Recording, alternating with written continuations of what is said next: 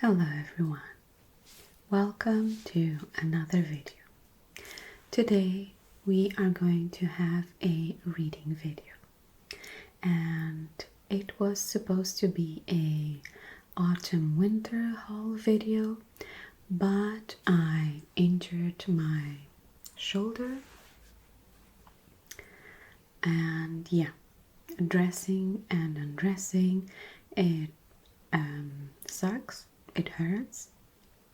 So just me sitting in this position kind of is not as much pleasant as just chilling, but I still wanted to be productive today, so I decided to film a reading video. And I found this short story that I used to like very much when I was a child. The story is The Steadfast Tin Soldier by Hans Christian Andersen. I used to have a huge, really thick compilation of his tales book since I can remember, basically. But in any case, I really remember this one because, no matter what happens, the Tin Soldier is going to be steadfast. So, let's start. The Steadfast Tin Soldier. Of course, as soon as I decide to start, there had to be a plane. Anyway, once upon a time, there were 25 tin soldiers. They were all brothers because they were made from the same old tin spoon. They held rifles on their shoulders, and their faces looked straight ahead above their lovely red and blue uniforms. The very first thing they heard in this world when the lid was taken off the box was "Tin soldiers," shouted by a little boy clapping his hands. He had gotten them because it was his birthday, and he lined them up on the table. They all looked exactly alike. Just one was a little different. He had only one leg, since he was made last, and there wasn't enough tin left. But he stood just as steadily on his one leg as the others did on two, and he's the one who turned out to be remarkable. On the table where they were lined up, there were lots of other toys, but what really caught the eye was a beautiful paper castle. You could look right... Excuse me, why do you switch off in the middle of my reading? Okay, you could look right into the rooms through the little windows. There were small trees outside around a little mirror that was supposed to be a lake. There were wax swans swimming there who were reflected in the glass. It was all just lovely, but the loveliest was a little maiden who stood in the middle of the castle's door.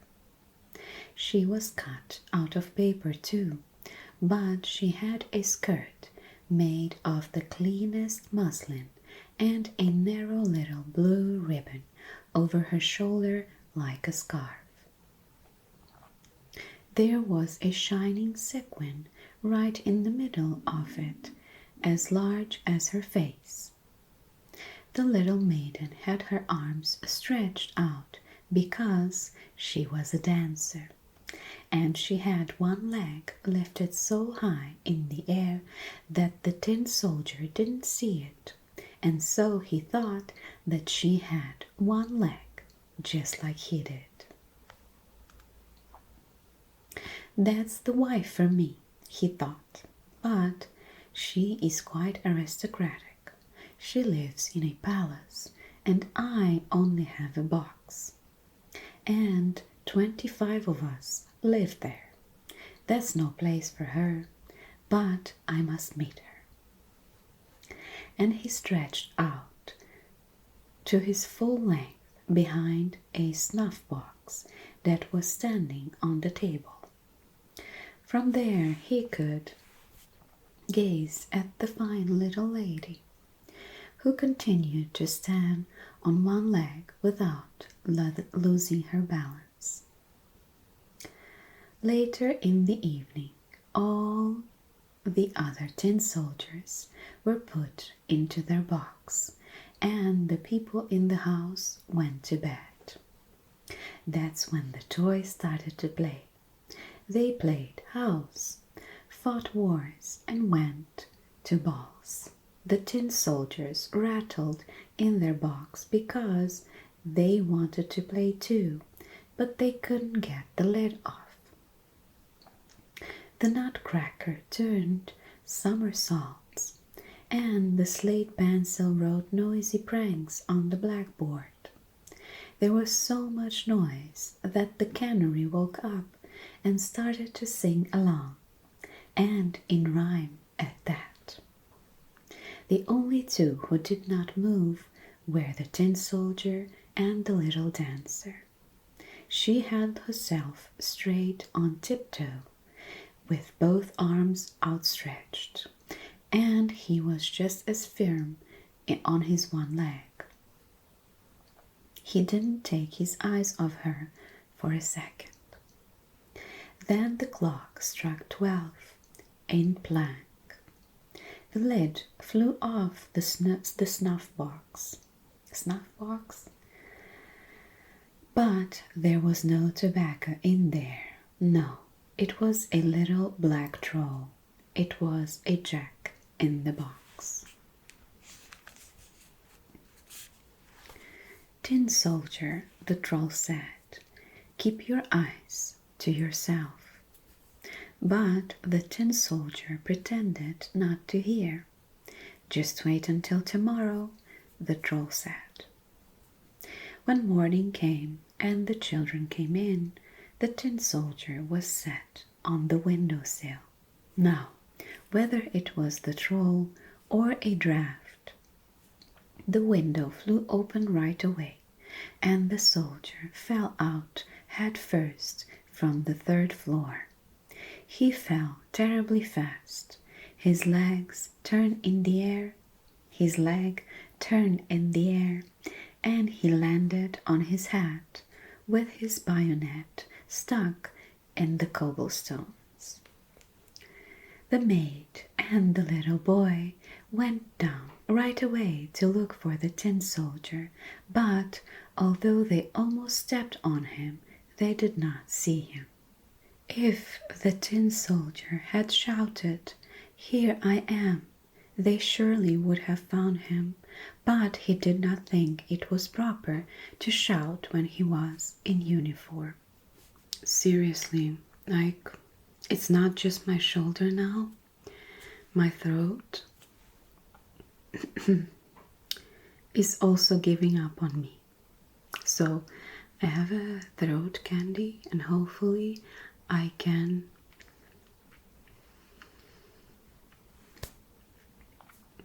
complete this story for you without completely dying. Then it started to rain, heavier and heavier, and it turned into a real downpour.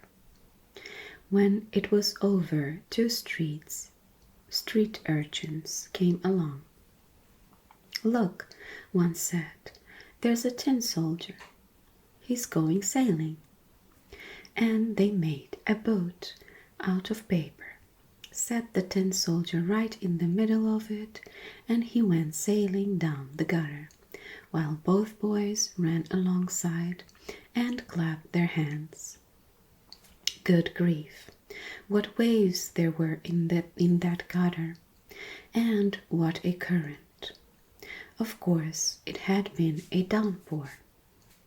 The paper boat seesawed up and down, and in between it spun around so quickly that the soldier trembled, but he remained steadfast. Did not change his expression, looked straight ahead, and held his rifle on his shoulder. "Tin soldier," the troll said, "keep your eyes to yourself." This small illustration.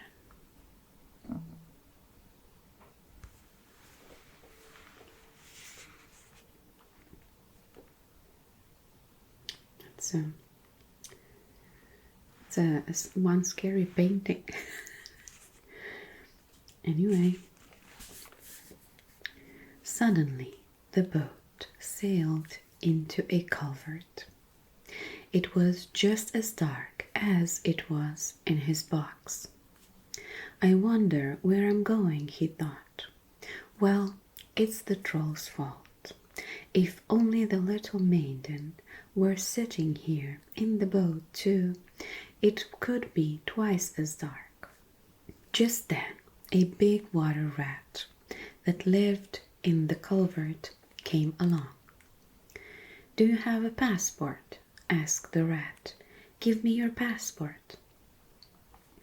But the tin soldier kept still and held his rifle even tighter. The boat kept moving with the rat following them after. Ah, how he ground his teeth and screamed to sticks and straws. "Stop him! Stop him! He hasn't paid his toll, and he did not show his passport." The current became stronger and faster. The tin soldier could already see the light where the culvert ended, but he also heard a roaring sound that was enough to frighten a brave man.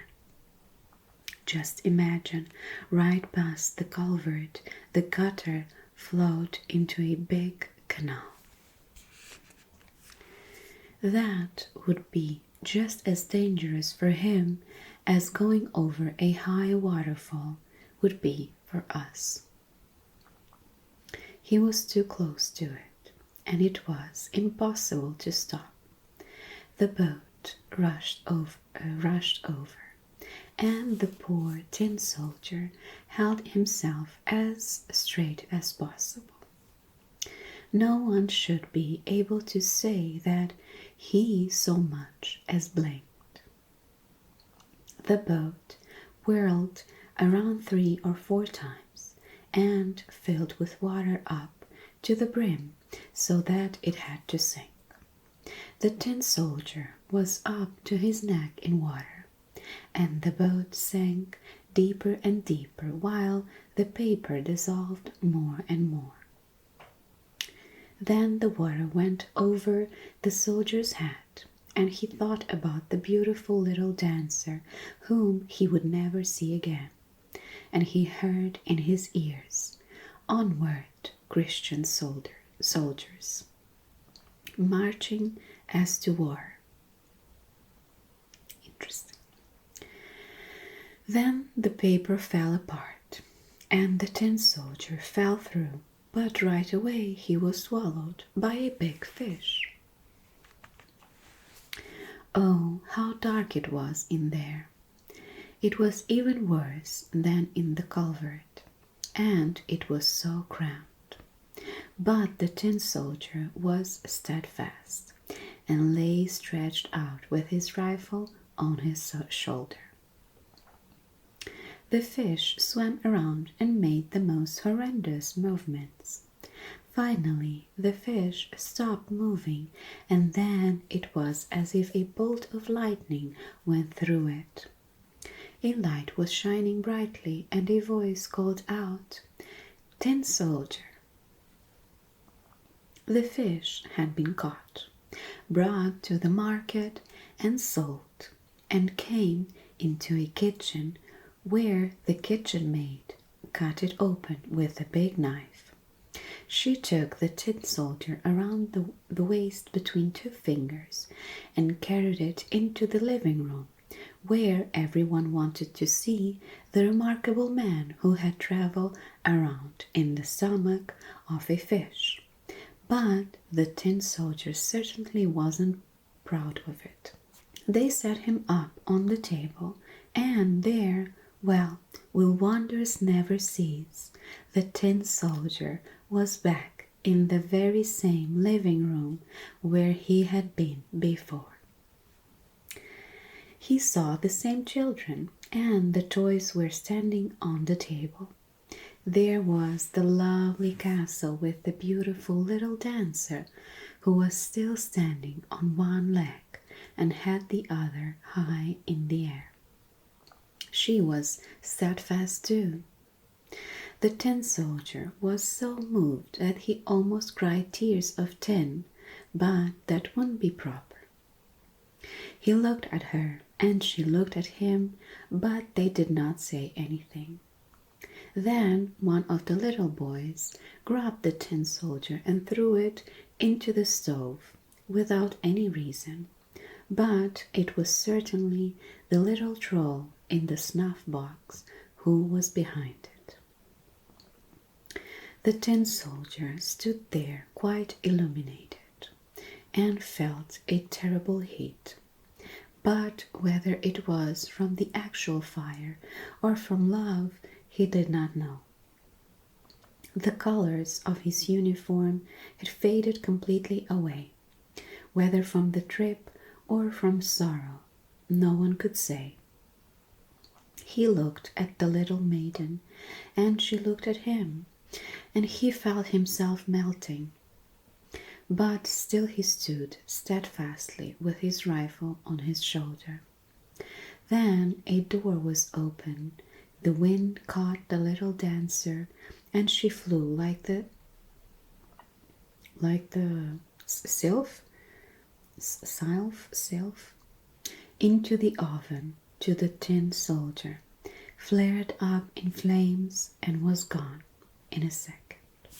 Then the tin soldier melted into a blob, and the next day, when the maid took out the ashes, she found him as a little tin heart. But the only thing left of the dancer was the sequin, and that was burnt to a crisp. And that is the story of Steadfast Tin Soldier. I remember it having a bit more events. Maybe this is like a summarized version. Even though I still remember it having quite an impression on me, because, as I said, no matter what happened to the soldier, he was steadfast. And I don't know, that just many of Andersen's tales have nice lessons, right, about perseverance and etc., etc. And even if in great suffering, if you persevere, there might be something at the end for you, or there may be nothing. All of those lessons are there. But I don't know why I always remember this story to be very much reflected in my brain, or I don't know, behavior. And yeah, that's why I wanted to share it with you. I hope this sparks a curiosity in you about these tales, or I don't know. One of my other favorites is the Wild Swans, or The Wild Swans. It's a very interesting story about a sister and her 11 brothers. It's one of those happy ending stories from Andersen, so I would definitely recommend it. And yeah. Anyway, this video is short, and but I hope you still are able to enjoy it. And hopefully by the next week I'm feeling all better, and we will have something something else that is nicer, or a bit, at least a bit more complex than this video. But I hope that you enjoyed my small story time, reading time, and yeah, I'll see you soon. Bye.